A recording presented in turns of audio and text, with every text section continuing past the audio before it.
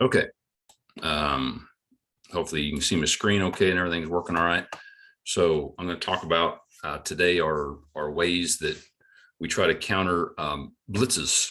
And this is especially geared toward youth and middle school football, but these are actually ways that we use blitz counters at the high school level. So for those of you guys watching this recording later, there are lots of ways you can connect with me, including Twitter, my email, and then our team website is listed there at the bottom. And then I'll have this slide up at the end again.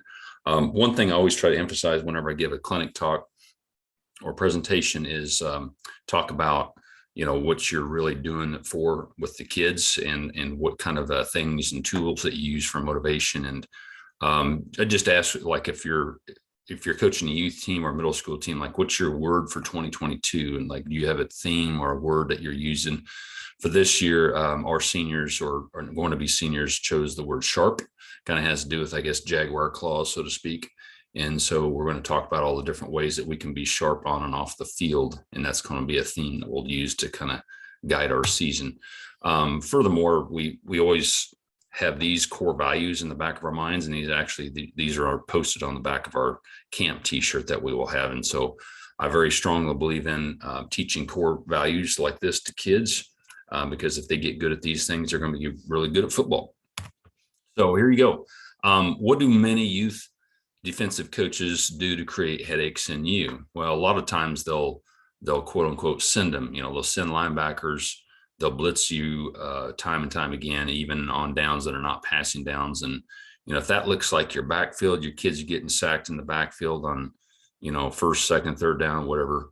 You have to make decisions. You want to buy more aspirin, or do you want to study ways to counter blitzes? And hopefully this presentation helps you a little bit with countering some blitzes that you see at your level.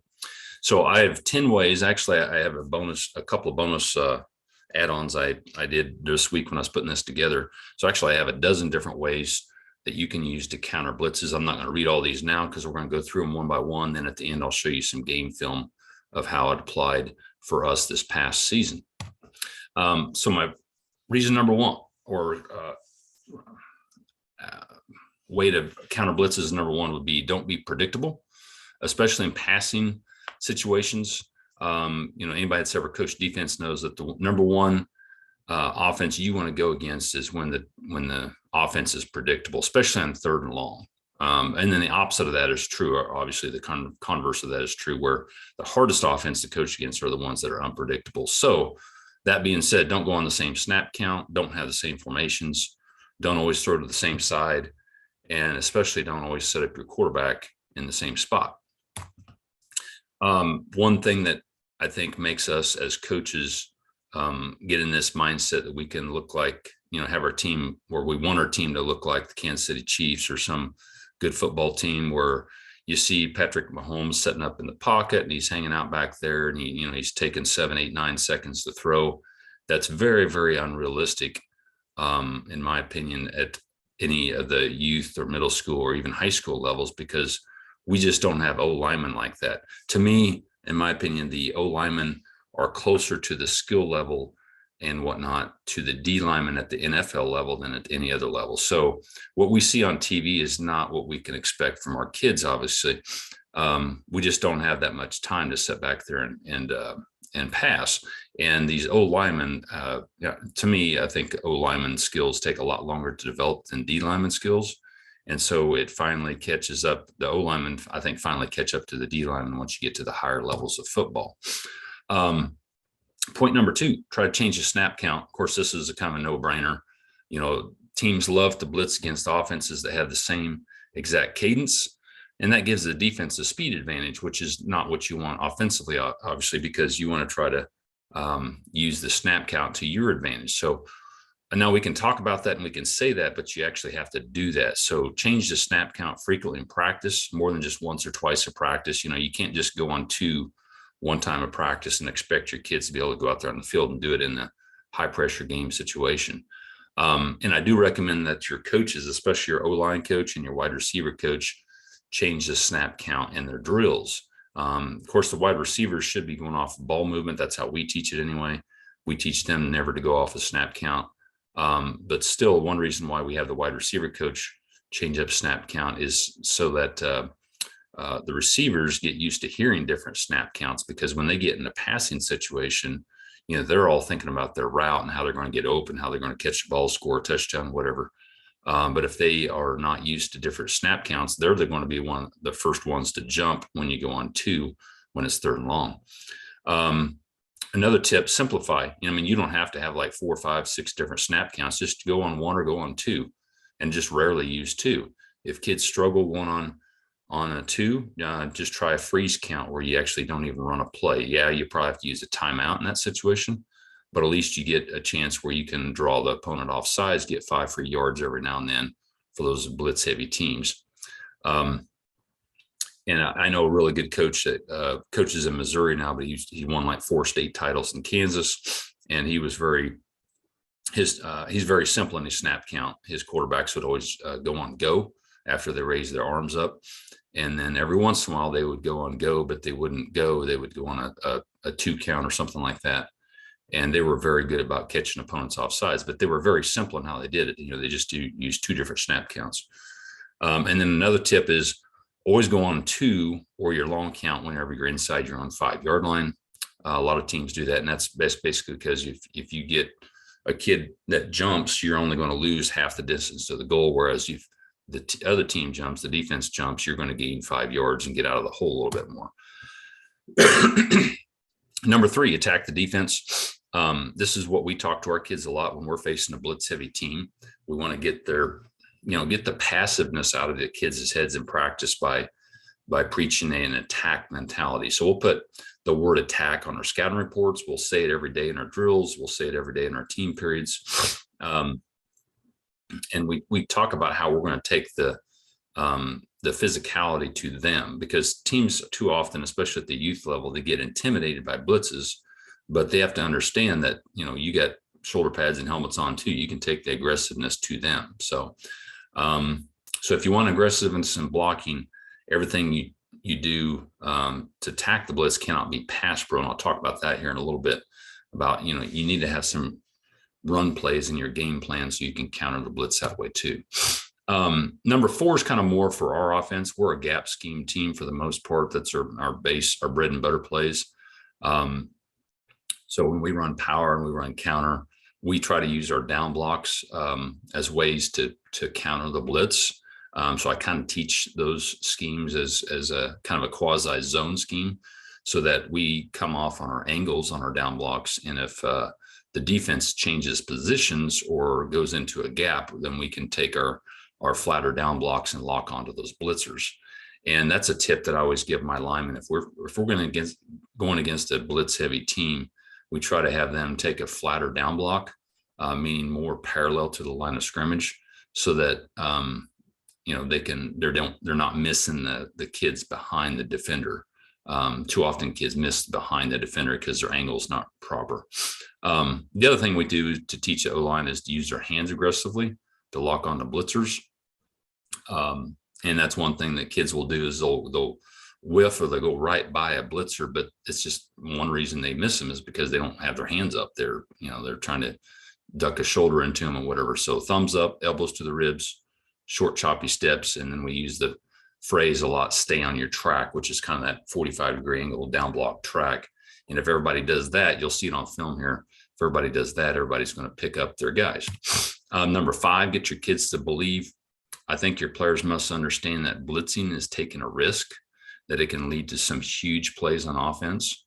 And not everybody thinks about it that way, but that's one thing we tell our kids right away is, hey, if they're a blitz heavy team, we have great opportunity to have some big plays. And so my first tip is, you guys have all seen how excited coaches and the sidelines get during the game when there's a big sack. Well, the same thing ought to happen when you have an offensive play that splits the blitz for a big gain. Have that same energy and that same enthusiasm when that happens. And then try to use realistic language, though, at the same time. You have to be honest with your kids. You can't tell them that every play is going to be a big play, and then you get out in the game and they blitz and they get you tackled for a loss. But we use the terms feast or famine and try to preach patience. because sometimes we're going to be feasting, things are going to be great. We're going to have some big plays. Sometimes it's going to have, be kind of like a famine. We're not going to be eating too well in this play because they're going to get us every now and then with their blitz. So we kind of try to use that realistic language to build mental toughness. Here's a little graphic here for you, a little picture of this little youth team, play splits for a big gain. You can see the boys in the background, their faces are like unbelief because they can't believe that their guy got through, but he did. So, create that energy, enthusiasm when your kids get that big game. Number 6, if you're getting blitzes, especially middle blitzes, and they're just stuffing you every play, and especially on run plays or run downs, try to get the ball to the outside, try to get the ball to the perimeter, and use your best outside plays, whatever they are, to counter interior blitzes. Because when you do that, defensive lose pursuit integrity. So instead of their linebackers taking the right angles to the ball, their linebackers are running upfield, and then they have to, start running sideways, and that's not a proper pursuit angle. And so they're not going to have a chance to make a tackle if you can get the ball to the edge quickly. The other thing it does too is it forces the DBs to run a long ways to make the tackle. My tip for practice is try to run plays into blitzes so that kids get practice attacking them, even edge blitzes on perimeter plays, and then walk through them if you have to. Just kind of walk through, hey, if they're blitzing like this, walk through who you would line up on or who you'd match up on your blocks, kind of like my diagram here. So this is a very common, just a quick pitch play. We run this. A lot of teams run something similar, but it's a way to get the ball to the edge quickly. Even on a third down situation, you might think it's a passing situation, but hey, let's get the ball to the edge. And notice how, I'm using a formation there to get plenty of blockers to the edge, and we're cross blocking on that. We're cracking with the inside receiver and kicking out with our fullback or H-back there. But doing something like that can help give your kids a little more confidence, because you might break a big run if you get the ball to the outside and you get those blocks made. Number 7, this is the one that I'm going to talk about in a little more detail. The rest of these I'm kind of glossing over fairly quickly, because I think this is one of the best ways, obviously, to counter blitzes is using screens. And I've always been told over the years, and when it comes to screens, try to use screens early in the game. Try to use screens early in the season, and try to use them often. The more you do that, the more it's going to slow down that dreaded pass rush and blitz. So if teams see you on tape using screens, as they get to where they're going to play you, that's going to slow down their pass rush, some of the defensive linemen. And so that helps your kids, and it helps your ability to pass block a little bit better. One tip I have with screens is to avoid practice headaches. Learned this a long time ago. You want to try to run screens with no defense as much as possible, except for maybe like 3 bag holders you want your O-line to block after releasing 2. And I'll show you that with the diagram here in just a second. You never want to repeat a screen in practice versus a scout team, because they're just going to make you angry, because your scout defense is going to, no matter what level of football, whether it's youth, middle school, or high school, there's always one kid who thinks it's going to be funny to blow up the screen if you run it the second time. And so that's just going to make you coaches mad. So a lot of times we just run screens on air, or we run them against bags, or we mix them into a team passing situation. But we do try to practice our screens every practice for at least 10 minutes. That way it just builds reps at getting good at a play that is essential for every ball game, because every game, to a certain extent, you're going to have a team that's going to run some blitz against you. And here's another tip for you. If you have trouble on your screens getting kids to run out there and block kids in space, your O-lineman I'm talking about, then you might consider flipping your O-line from the right side to the left side, or whatever, to the direction you're running your screen, so that you get your quickest guys running out there in space. So here's a screen diagram that's fairly common. It's one that we run. It's kind of an alley screen to the running back. And so I'll talk about the specifics of this one. You can run out on the left-hand side. you can run whatever pass concepts that you want to. This is a very common pass concept that we run, so it's the defense sees it a lot. On the left-hand side, our O linemen are blocking just man-to-man here. They're just blocking big on big, so they're making it look like they're actually pass blocking for a pass play. On the right-hand side, which includes the center, guard, and tackle, we have them pass block for a count. And the different age level of kids, you might have to change what they say before they release. We tell our kids to say 1001, 1000 go, and then they release to their spot. So our tackle is going to pass set 1001, 1000 go. And when he tells himself go, he's going to seal the first inside backer, whoever the backer is in the box on his side. Now, different teams do this different ways. Sometimes they'll run their tackle out in the flat. We like, if you have a good linebacker and he sees linemen running out to the side, he's going to notice that there's something fishy going on there because he's seeing a bunch of big guys cross his face. So that's why we use a tackle, because before the play starts, he has the leverage on that kid to make that, to seal him to the inside. And then our guards in our offense typically run a little bit better because we have them pull a lot. So that's the kid we're pulling flat down the line to kick out the first threat on the outside. And then our center is going to be pass setting 1001, 1000 go, just like the guard, center, and tackle, all three are doing. And he's going to wrap up into the alley, and he's going to run up the alley and lead the running back to the safety. Our receiver is pushing off the line at least 5 yards and then cracking on the safety. And we're not worried about blocking the corner because we have that guard out there if that corner comes up. Our running back steps up like he's pass blocking on one side, and then he kind of floats behind the line and lets behind the defensive lineman that come through. So he has the similar count, same 1001, 1000 go, but he has to slow down just a little bit more, so let those defensive linemen pass rush in front of him, and then he is going to catch the ball behind the line of scrimmage and then take the ball right up the alley. So that's a running back screen that we've used a lot. We've run it out of a variety of different formations. Now, one tip I have for you, if you use different screens, try not to block them, 8 different ways. If you have 2 or 3 screens, try to block them the same way if you can. That way your linemen get better and better at it. So this is kind of a tunnel screen, so to speak. Similar type of screen what we're running before, but now we're bringing the running back across to the other side, and our receiver is taking 3 short, hard steps upfield, like he's trying to run that corner off, and then he retreats into the backfield. We tell him to get about 4 or 5 yards deep, comes towards the quarterback, catches the ball behind the line, and then he's following the center right up that alley. So it's 2 different screens. It's a screen to 2 different playmakers, but it's blocked the exact same way.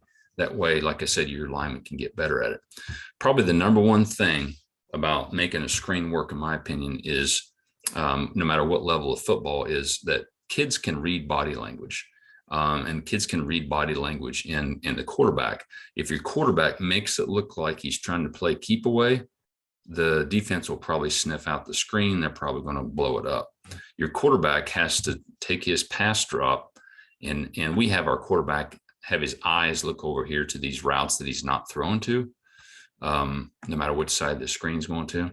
So that way the defense is seeing the quarterback and he's looking over here and they're thinking, hey, pass, let's rush him. And then after he sets up after a 3-step drop, he needs to kind of look at the defensive line and have that expression on his face like, oh no, I'm going to get sacked. And then he needs to kind of retreat and drift away from where he's going to throw the screen to. And with that body language of looking like, hey, I'm going to get sacked, that mentality, that's going to cause the defensive lineman to keep rushing after him so he can dump it over their heads. So I think, and the phrase I use when teaching quarterbacks that is make the rat take the cheese. So the rat's, of course, the defensive lineman, but you want to, the quarterbacks needs to be able to convince them that, hey, they're going to get a sack, and they just got to keep running after that quarterback so you can get those blitzers and get those D linemen up the field. Number 8, I'm not going to go into this one in great detail. This would be a whole nother clinic talk probably, but simplify your pass pro. Just a zone or gap pass pro can be very effective. We use full slide quite a bit. We have some others too, but the main thing with this is try to get a lot of reps with this, especially against a variety of stunts. And we have our O linemen get reps at this when the rest of the team is working kickoff and punt. So even if you only have 3 coaches, or maybe 4, maybe you got 3 coaches and a volunteer in your squad, maybe 2 of the coaches are working the kickoff and kickoff return units, getting some special teams work. Well, a lot of times your O lineman kids, your D lineman kids, they are not a part of kickoff because they're bigger kids. They're not running down the field. And so that's a great time to get them work with some offensive line pass pro. And so we will throw every stunt that we've seen on film against our kids. Even if you guys don't trade film, you can make up some stunts to make it hard on your kids, just so they get used to blocking gaps instead of blocking guys. Another tip I have with this is if you have offensive tackles that have a hard time blocking, that wide rusher, which is very common at the youth level, middle school level, you might take one of your extra tight ends and make him a tackle. So that way you get a more athletic kid at offensive tackle. Maybe move that bigger kid to guard or center. So this is kind of what full slide looks like. Everybody's blocking a gap. And again, it's just one of those things you have to get a lot of reps at it. If the kids over and over just get used to taking a step towards their gap, they're kick stepping towards the way we're sliding, and they're blocking the man who comes through that gap. That's those repetitions are going to help you. And then we do preach up that our running backs got to meet the blitzer at the line of scrimmage, or in this case, the fullback meeting that defensive end as close to the line of scrimmage as you can, right off that tackle's butt once the tackle steps down to the inside. So there's more to it than that, but I just, that's one way I think that's been very helpful for us picking up teams that have heavy blitzes, is having a zone pass protection. Number 9, this is one of my favorite ones too, besides the screen, changing the quarterback's launch point, using the sprint out pass. Some coaches don't like sprint out pass plays, but I think it's a great way to change up your offense, especially in passing situations. Because what that does is it creates a sudden change in the defensive line's pass rush lanes. Instead of going after that quarterback that's, 5 yards deep or 7 yards deep in the backfield, now all of a sudden the quarterback's moving. So he has to change directions. It also allows your quarterback to get out of the pocket. It also allows your quarterback an easy option to scramble, and that puts more pressure on the defense because now the quarterback has an opportunity to maybe move the chains, or at least get a chunk of yards on that pass play. So this sprint out pass, here's diagram is kind of what one of ours looks like. One of the main tips I have on this is the quarterback making sure he gets depth. This is hard for quarterbacks to do because they don't want to run backwards, but you're kind of not really having them run backwards, but running at a 4 o'clock angle, getting depth of about 4 to 5 yards, and then turning and running towards their target. And we just had a quarterback school the other day, and we were able to teach, I was working on some bootleg concepts, but even young quarterbacks, 4th, 5th, 6th grade, if you teach them right, they'll be able to turn their shoulders and get their bodies running at their targets to throw to. If you convince them that's how they can get more velocity on the ball.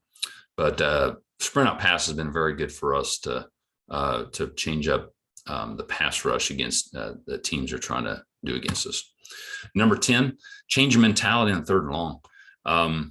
Is drop back pass always necessary on 3rd and long? And we used to have that problem. We used to rely way too much on drop back pass on 3rd and long. And what that would do is it goes back to my first principle or idea, and that was not being predictable. And so we were very predictable because we were sitting in the pocket so much on 3rd and long. So that's where that sprint out can come in handy.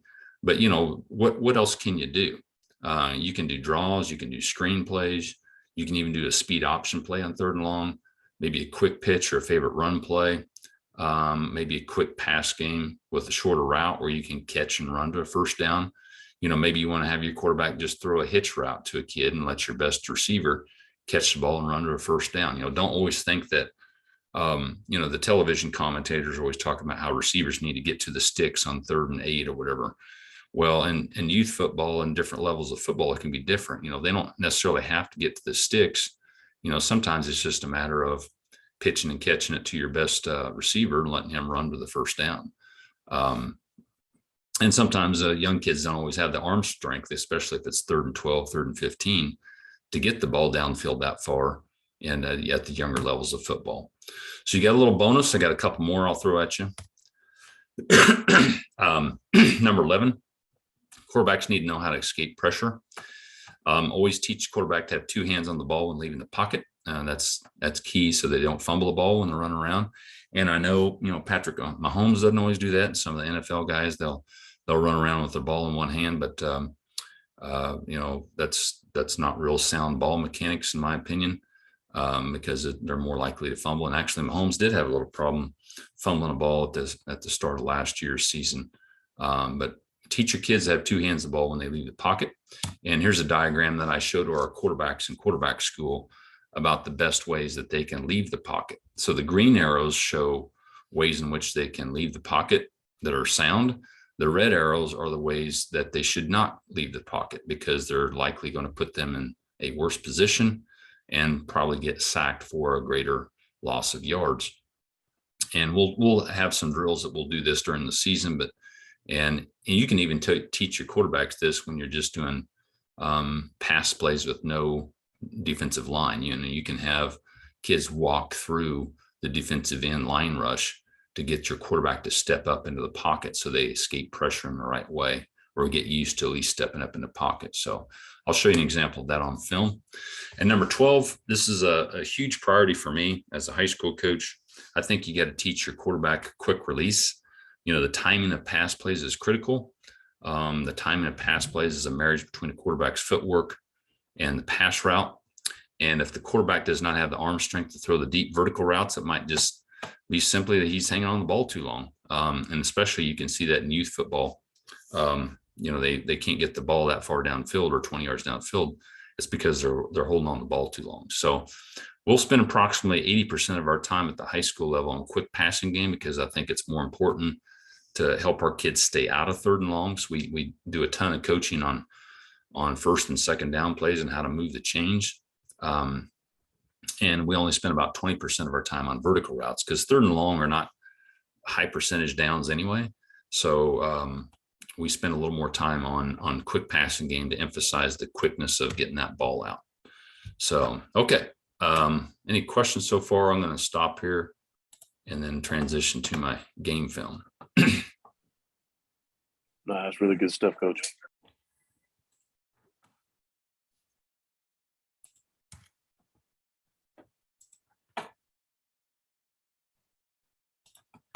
Okay, let me get back into screen share.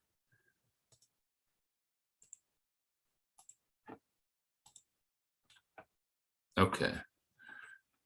Coach Garrett, you can see the video. All right. Yes, sir.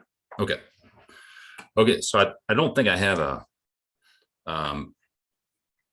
play for every single thing that I talked about. I think I got most of them covered here. So this first one is basically an example of where we were predictable. So this is a game situation in the playoffs, and this is early in the game. And as you can see by the nature of the defensive pass rush here, we had a defensive end and a linebacker scrape into the outside. And so they were expecting that specific pass protection. And so that's on me as a coach. I put our kids in a bad spot. This is a team that we beat by 4 or 5 touchdowns, I think. But early in the game, we gave them way too much life because we were predictable. And that can put your kids in a bad spot. So we were, predictable in our pass pro on this particular play, and it gave a lot of life to their sidelines and their kids. So that's my point number 1, is don't be predictable. And that's kind of a bad play. This one's kind of a good play. So this is kind of a bunch formation set. We'd never shown this play against this opponent. This is probably week 6 or 7 of the season. And the defense did not expect this at all. So they're a blitz heavy team, and we run a bootleg pass. And again, a bootleg is another great way to get the ball to perimeter. But, not being predictable helped us a lot in that particular situation there. Changing up the snap count. This is inside our own 5-yard line. As much as possible, you want to use this to draw your opponents off sides. Now at the high school level, we'll do this exact play inside our own 5-yard line every Thursday, once or twice in practice. And we'll do that all season long. And the kids know to expect that. You might only have this happen like once or twice a game. It may not even happen in a game, but at the youth level, I would probably at least do this a couple times a week in 2 different practices. But that allowed us to get 5 easy yards just because we got the opponents to jump off sides. As you can tell, they're very, the linebackers are twitchy. It looks like they're going to do some sort of stunt against us, knowing that, hey, they got us pinned deep in our own territory. Point number 3 and 4, attacking the defense and using gap schemes. And again, this is part of our main offense. It may not necessarily be a part of your offense, but gap schemes work really well for us. And as the season rolls along, our kids get good at blocking the gap schemes and picking up the guys on our down blocks. So our pulling guard here did not do a great job on his block as we're running this counter. A lot of teams call this counter H, where they're pulling an H back, pulling a guard to kick out. But our guys on the down blocks, as you can see from the end zone copy here again, do a nice job of fitting up on their down blocks and locking on the guys, even in the face of that blitz pressure. And then we get a nice 10-yard gain out of it. Running back makes a great run. This is another example. Let me run this back here. Another example of down block and scheme, using gap scheme to lock on to the stunts. You can see it a little bit better from the end zone copy. So here we get a team, because they're in the red zone, or we're in the red zone, they're obviously trying to pinch against us. And so our kids do a nice job of locking on to their down blocks on the play side right here, just taking their steps, taking their angles, and we get everybody sealed off here. And same type of play, guards kicking out, H back is pulling, and that counter H play goes in for a score. So it's good counter for stunning teams. This one has to do with getting the ball to the perimeter. Try to get your kids to believe in attacking the defense. Try to get the ball to the edge against the blitz team. Again, we're in the red zone here, and this is a very common place. A lot of teams like the blitz because they want to keep you out of the end zone, obviously. This is a 4th down play. It's 4th and goal, I believe. And we're in a little wildcat situation. We put our speedy wide receiver at quarterback here. But they're trying to, slam everything in the middle, jam everything up, and we just get the ball to the edge. We lead the running back. It's just a simple quarterback lead play out of trips open to the open side. So very simple play, very easy to do, and the wide receiver could have walked in the end zone there. This is another perimeter play. Again, this is one of our more common ones, just a quick pitch. We don't even block this one extremely well, but we get decent yards on it. Again, this is another blitz heavy team. They like to bring the pressure. They like to stunt. They like to pinch, all these different things. And just getting the ball to the outside, getting the ball to the edge can help your kids get some positive yards. Here's another outside perimeter play. This is just a handoff play. We're kind of running a stretch play to the wide side. This is another stunt that we're seeing here, and we saw this on film against this opponent. They're doing what I call submarining. They're just trying to dive and take the legs out of our offensive linemen to try to take out our blockers. And our left tight end here, our number 90, does a nice job. He's not real physical in this play, but he shoves his kids down, and then he climbs and he goes gets the linebacker and allows us to get 5 yards, 6 yards on that play. When otherwise against a stunt like that, they might have stuffed us, had we just got all of our legs taken out. So again, getting the ball to the perimeter, and this is not a real wide perimeter play. We're just trying to get outside the tight end, but that's a play where it allowed us to counter the blitz.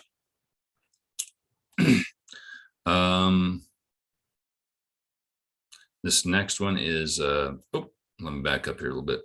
This next one talks about screens. So this is the running back screen I was talking about. And as you can see, blitz heavy team, we get the ball to our running back and get the ball to one of your best playmakers, get them out in space. And again, that's one of the most obvious ways to counter blitzes is use a good screen game. But again, it just takes repetitions, doing screens every day, doing them against, put your bag holders out there in the flats where you want your linemen running to get blocks. And then just working on the timing of it. And a quarterback does a pretty nice job of, retreating, and then he retreats a little bit more before he gets the ball off. Then here's another screen. This is last fall. This is week 2. There's a minute left in the game. We're down by a touchdown, and we throw this screen to basically win the ball game in the last minute of the game. But it was a situation where we caught the team in a blitz. As you can see, they're bringing pressure off the edge here, which is very, very common in high school and lower levels of football. Actually, all levels of football is when you're on the hash, teams like to bring a blitzer off that hash because there's less field to defend over here. And so that's a lot of times that's where we'll throw our screen to, is to the short side of the field, because that's where they'll bring in pressure. And then you can throw the screen right over that pressure.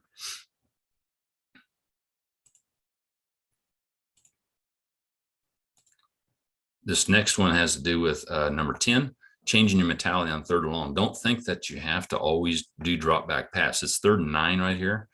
And this is a situation where we just run a quarterback counter play. We fake the quick pitch to a running back, and then a quarterback keeps it on a counter play.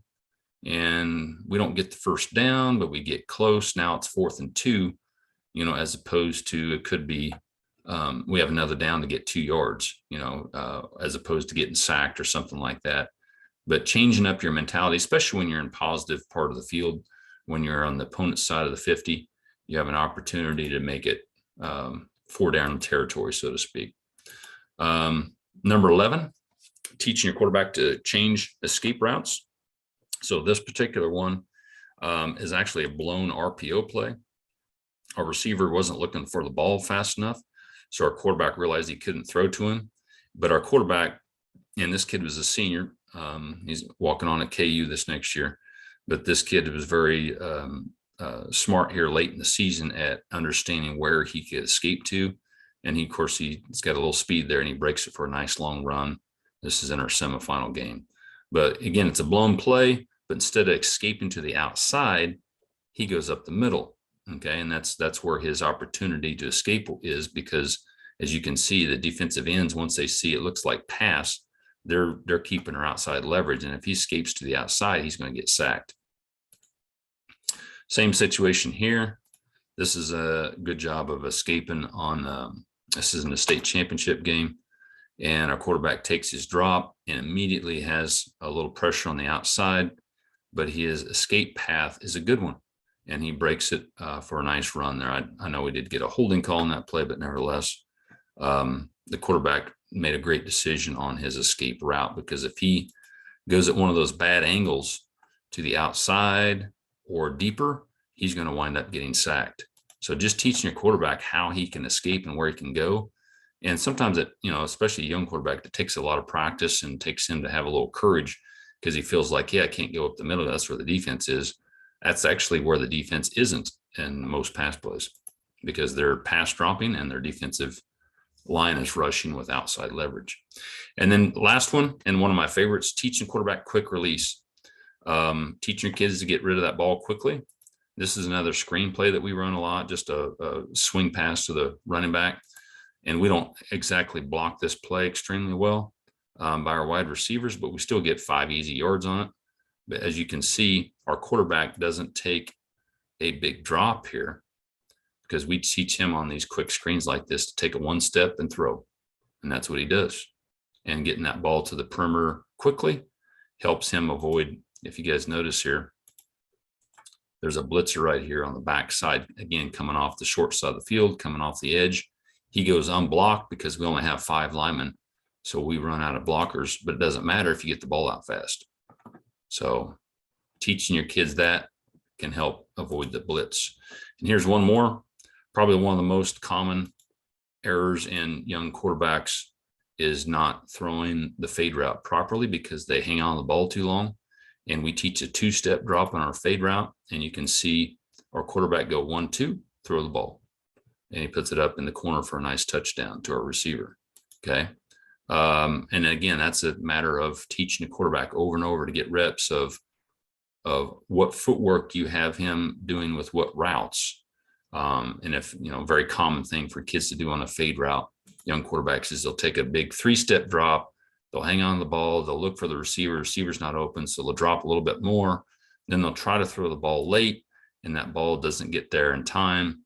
Ball's late and get downfield, but it's more of a timing route. It's more of a rhythm timing route. So you want to, it's your quarterback to get that ball out of his hand quickly and throw it close to the sideline so the receiver can run underneath it. So anyway, there's a lot of different routes that you can use, obviously, in the quick game. But those are just some ways to, one way we try to teach a quarterback to get the ball out of his hands quickly. So there you go. There's my video and top 10 or 12 ways. There's a lot more ways to counter blitzes than that, but those are the ways that have been effective for us. What questions you got for me, Coach Garrett? Anything?